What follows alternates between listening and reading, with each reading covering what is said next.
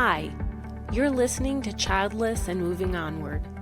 This is the place where we talk about thriving in life when you're a woman who is childless, not by choice, regardless of the road that brought you to childlessness. Hi, and welcome to episode 81 of Childless and Moving Onward. I'm Gail Miller. I'm a speaker, life coach, and physician, and your host of the podcast, where I tackle life's complexities that come with the very real but overlooked experience of living a life as a woman who is childless by circumstance and not by choice, as I am, just like you. In today's episode, I'm going to tackle a workplace reality that's rarely talked about in honest, compassionate terms. What it's like to constantly pick up the slack when you're childless, whether it's by choice or not, but often when it's not by choice. So imagine this. Deadlines loom. A colleague needs to dash out early for a school pickup, or because of the time of year, deadlines are abundant and there's an even more limited number of people who can take PTO, paid time off, to make sure that all the needed hands are available. Who's left at the desk finishing the project, responding to clients, absorbing the overflow, or holding off on taking PTO? Time and time again, it's the employee or employees without children. And more often than not, it's someone who chose not to be childless. This isn't just random talk at work. It's a well-documented pattern. Studies have confirmed it. Confirmed by research, not to mention countless personal stories showing that childless employees, especially women, are expected to be more available and more flexible. Now, something came up this last week, so it's very fresh. And as I'm beginning to think about it, the anger is it's welling back up. A colleague of mine was telling me about their practice and how one person was given a very unfair schedule. Now, this is a place that I used to work at, so I know the place and the schedule, and I know that what this person was being made to do truly was unfair. Why? I don't know why, but it was without a doubt unfair. And then my colleague, as she's telling me this, said, it's not okay that she has a schedule like that. She has kids. So I took a deep breath to de-stress if possible, so I could respond in a calm way, and I did. I said, it's not okay for anyone to have a schedule like that. But it didn't end that. My colleague continued. I'll refer to their boss there, as X. My colleague said, but X doesn't have children, so she doesn't understand that this schedule isn't fair to someone with kids. Oh my God, seriously. Again, I responded firmly with, it isn't fair to anyone. Because in reality, me knowing this and what the schedule is, it truly is not fair, and it would not be fair to anyone. She got quiet and moved on, though. Not in moved on as in, oh, I get it. Moved on as in, you don't get it because you don't have kids. As if it would be okay for somebody without kids to have this really crappy schedule. Now, all of the people in that position they're all equal level. They all have the same hour requirements. But it's only unfair to her because she has children. Now, before I go any further, I know there are places that basically ding women who are moms. I get that. While less common than with childless women being, expected to be more available, there are places where women with kids are discriminated against. It is not uncommon among physicians. Also, I also understand there are times when unexpected things happen. Kids get sick. There are holiday events that come up that you want to be at, appointments that can only be fit in during work hours. And flexibility and support on everyone's part are needed. Teamwork and being supportive colleagues, it's a must. But there are two parts to this that are the problem here. First, those who are childless also have unexpected things come up. Maybe they're caring for an elderly family member, or they have their own personal needs for appointments that can only be taken care of during work hours.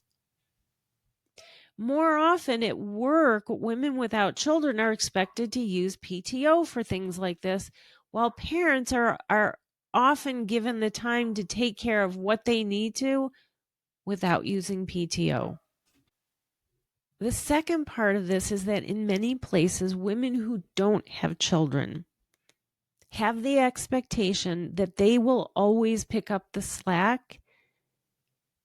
And the times off that women with children take, they're not one-offs. They become the usual. And that is where the problem comes up, as with my colleague who thought that an unfair schedule was only not okay for somebody with kids. While this may sound insensitive, what I'm about to say applies to everyone, with kids or not. Our responsibilities and obligations outside of work are our own personal obligations, in my opinion. Our responsibilities at work shouldn't be determined by our responsibilities outside of work. So, as with my colleague's situation, they all have the same title and the same expectations that come with it. Each has the same role as the others, and all have the same hours they need to work. And things are supposed to be, things like being on call are supposed to be split up evenly. Giving any one of them an unfair disadvantage over the others isn't okay, whether or not they have children. And what she said still infuriates me. Now, yes, working moms often need flexibility to juggle family needs. Yet the policies that support parents often inadvertently create a hidden tax on their childless colleagues. And if the policies themselves don't do that, our colleagues' attitudes often do. The assumption? She doesn't have real commitments, and so she can shoulder the extra work without, and should do it without complaint. The reality? Childless employees have lives outside of work too. We care for our aging parents, nurture relationships, pursue hobbies, manage health, grieve losses. But these responsibilities aren't considered equally valid. Let's talk about the emotional impact. Overworked colleagues, whether childless or not, understandably report feeling resentment and burnout. Those who are always expected to pick up the slack, to take the extra hours, to stay late to finish up, to come in early, they're frustrated, at being paid the same as those who routinely work fewer hours, who don't stay late, who don't ever pick up slack, and who instead leave their own work for others. The thing is, though, that those on the end of picking up the slack are often afraid to speak up. They're often afraid to voice concerns for fear, not just of getting into trouble, but for fear of being considered selfish. Will they be seen as self-centered troublemakers? Will their concerns offend someone or isolate them further in office politics? Instead, resentment builds up, leading to exhaustion, disengagement, anger, and even wanting to completely leave the job. Let's talk some real stories here, in addition to what I started with. In a legal firm, one woman described her job as a revolving door of unfinished projects. She has a colleague who leaves early repeatedly because of childcare, and she's left to finish work alone. Even though their pay is identical, their title is identical, their hours that they are supposed to work are identical. Yet her colleague is working fewer hours, and the times she leaves early is not taken from her PTO. Yet when she needs to leave early, if she has an appointment, that time is taken out of her PTO. Another woman described having put in a request for PTO for vacation time. PTO is paid time off for those who's wherever you work. That's not the terminology. But she put in this request 7 months ahead of time, and it was approved. She booked her non-refundable ticket to join her family on a cruise. Company policy for PTO, vacation time, time off, whatever you want to call it, is first come, first serve. And once you have it approved, that time is guaranteed yours. However, 3 weeks before her cruise, she was told her time off was canceled. Why? Well, her colleague decided last minute they got this opportunity to go on a vacation with her husband and her kids, and she needed the very same time off. The woman without children was told straight out, time off is being prioritized for those with children by this particular manager. In my situation, a company I used to work for, this wasn't a patient forward job. I wasn't taking care of patients. It was within the medical field, but I wasn't taking care of patients. And this was at a time where I knew my dad was dying. We didn't know exactly how much time, but we knew it wasn't going to be long. And the goal was I couldn't be with him all the time. I was there as much as possible. And when I had to work, the plan was for hospice to let me know when they thought it was near so I could leave work to be next to him. And so I had spoken to my boss and asked her, when this happens, first of all, who do I call? How do I let you know so that I can leave? And then who do I contact when it happens, when we have the funeral planned, and so I could take the time that I was allotted for his passing. And so she grudgingly told me who I needed to call, explained, the HR rules, and this will all come out of your PTO. And then kindly told me, you cannot make a habit of this. Okay, I had not ever taken time off for anything other than vacation. Didn't ask for time off or appointments or anything, or even to go take care of my parents. I did it all on my own time.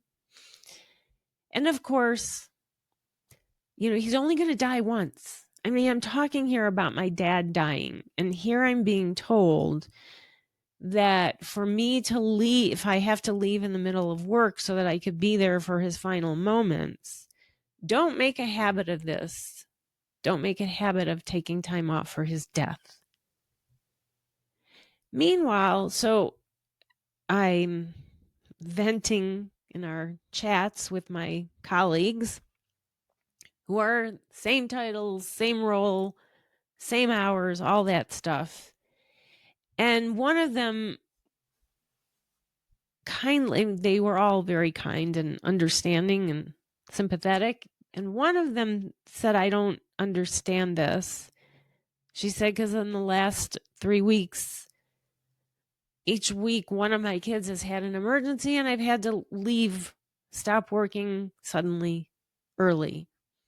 We had the same boss, by the way. And I get it. She had to leave. They each had an emergency. She had to leave for that. And she said, I got paid. I didn't have to take PTO. And that our boss was, she wasn't a kind person in general, but she didn't do that to my colleague. It was, you need to leave early because they're an emergency. Okay. That is the difference in how women who have children and who have needs specifically around those children that affect work, that is very common, the difference in how they are treated versus how those of us without kids are treated. And that's not just me saying this because it happened to me or because I hear it from clients or in Childless Not by Choice groups. There is research showing this. In countless situations, the underlying message is clear. You don't have kids, so you are not a priority. What your needs cannot be a priority. Your work is the priority. Here's an important truth.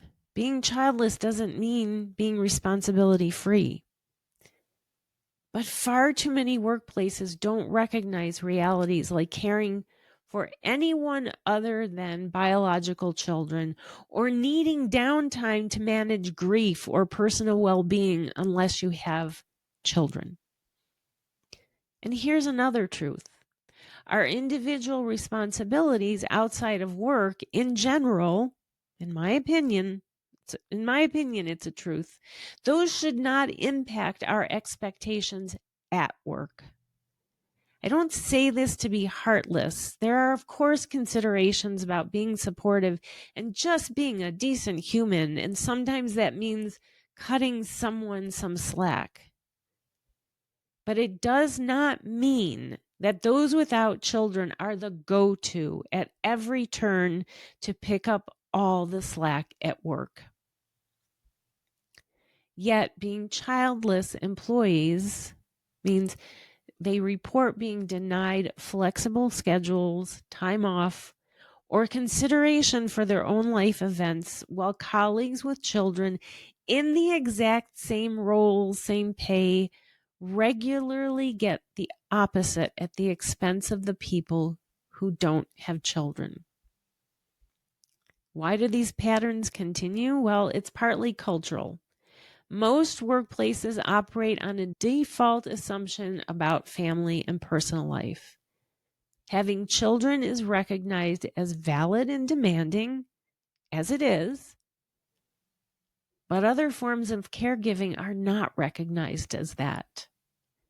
Responsibilities outside of work affect expectations during work, but only if those responsibilities have to do with having children. Some bosses and even colleagues function with a bias. They assume childless staff can and always should fill in. They can and always should take on extra shifts. They can and always should come in early and stay late. And then there's the stigma. Women without children are commonly viewed as less fulfilled, more career obsessed, or simply more available. The result? Burnout at higher rates and disengagement. It can even affect promotions, as women without children are taken for granted and not rewarded.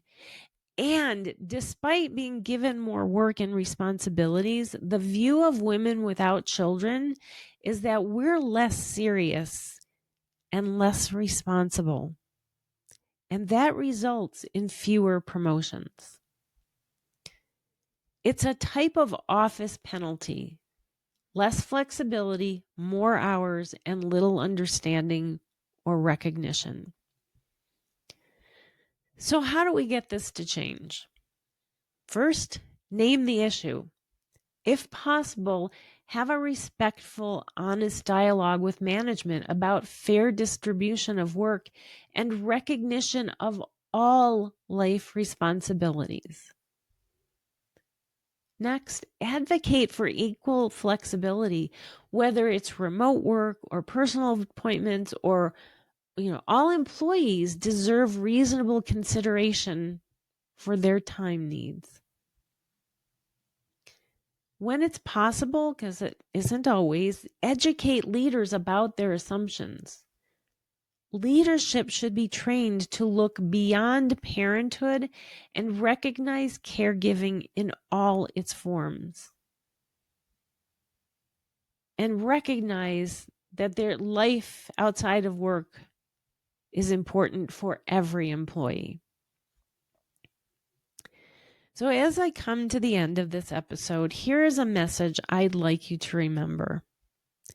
If you are the woman whose life doesn't include by children, not by choice, and you always seem to be the one picking up the slack at work, know two things. First, your work and your boundaries matter. Second, the need for fair treatment belongs to everyone. Be a champion for your rights and your value. Ask for transparency and support your own well-being. All right, that's it for today, and I will be back with you next week. I appreciate you listening. I hope this episode was helpful to you. If you liked what you heard, schedule a free discovery call with me to see how I can help you to feel worthy and live a fulfilling life. To schedule, click on the link in the episode notes, or you can find it on my website at pathonward.com. You can also see more from me on Instagram at Childless Path Onward and Facebook and YouTube at Path Onward. Until next week, thanks again for listening.